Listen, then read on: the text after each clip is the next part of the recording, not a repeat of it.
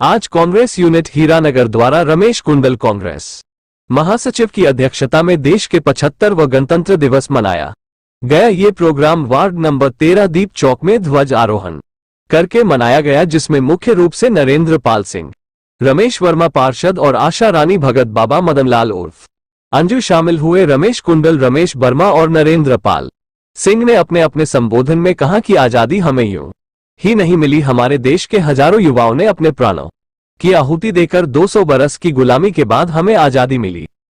अपने देश के शहीदों को बारंबार प्रणाम करते हैं और उनको अपनी श्रद्धांजलि अर्पित करते हैं। हमारा संविधान 26 नवंबर 1949 संविधान कमेटी द्वारा कॉन्स्टिट्यूएंट असेंबली को समर्पित किया गया था और ये लागू हुआ 26 जनवरी 1950 को।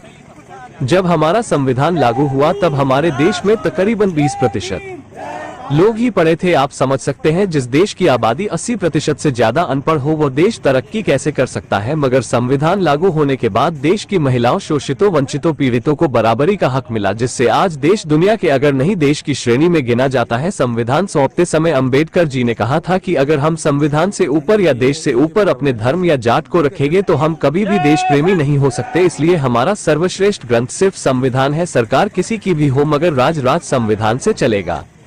प्रोग्राम की शुरुआत ध्वजारोहण और राष्ट्रीय गान से हुई। कालू राठौड़, मिंटू ठेकेदार, विनोद कुमार, देवराज, बीना देवी, चंदूराम, गुना, सरदार, विजय कंथिया अन्य भी प्रोग्राम में शामिल थे। प्रोग्राम की शुरुआत ध्वजारोहण और राष्ट्रीय गान से हुई। कालू राठौड़, मिंटू ठेकेदार, विनोद कुमार, देवराज, बीना देवी, चंदूराम, गुना, सरदार, विजय कंथिया अन्य भी प्रोग्राम में शामिल थे।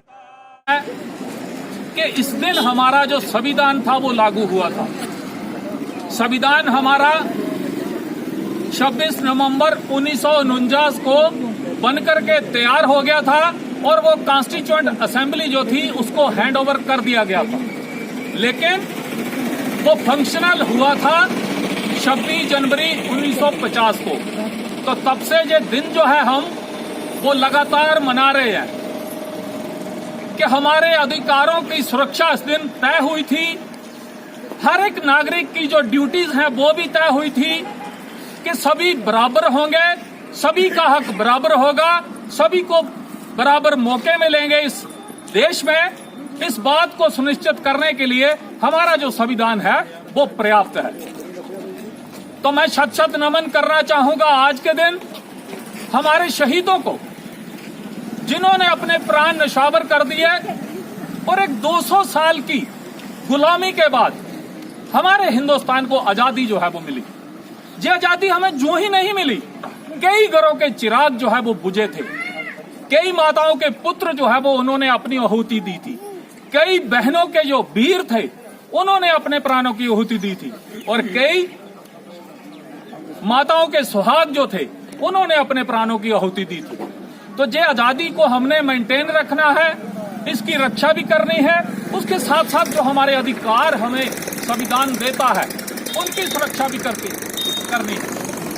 साथियों, हमारा संविधान एक हस्तलिखित दुनिया का सबसे लंबा संविधान है और जब भीमराव अंबेडकर जी ने ये संविधान हमारे देश को सौंपा था तो उस समय उन्होंने एक बात की थी कि अभी हमारे लिए सर्वोपरि हमारा संविधान है और जो लोग देश से बढ़कर अपनी कौम या अपने धर्म को समझते हैं, मैं समझता हूं कि वो देशद्रोही हैं या वो कभी भी देशभक्त नहीं हो सकते।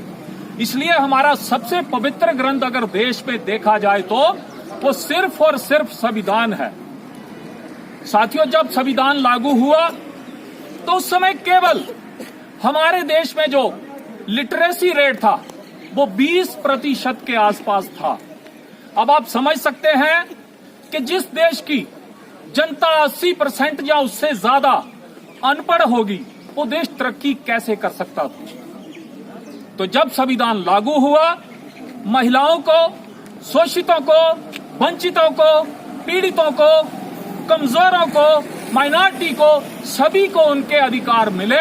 तब आज ये हमारा देश जो है हम समझ सकते हैं कि बड़े बड़े देश जो अग्रणी देश हैं उनमें इसकी जो गिनती है वो होती है। तो ये सारे का सारा श्रेय जो है वो हमारे संविधान को जाता है।